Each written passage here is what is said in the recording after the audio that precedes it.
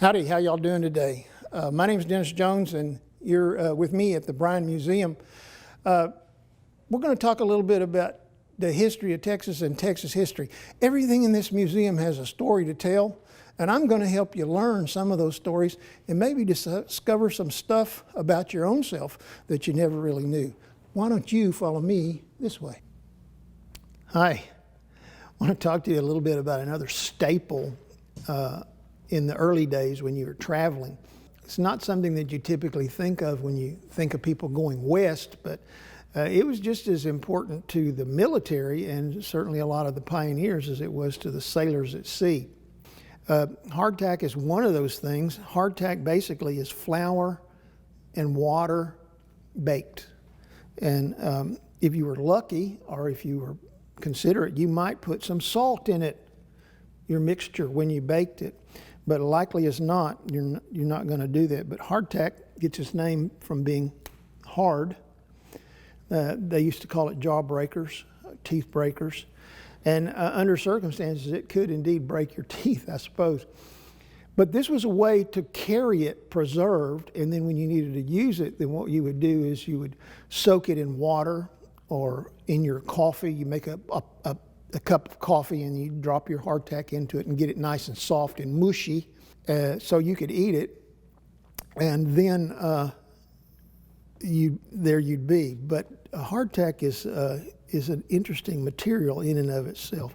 If it gets moldy on the outside, guess what, guys? You don't throw it away. You scrape the mold off and you eat it anyway. The reason? In the bad old days, folks, you never knew when you were going to get another piece of bread.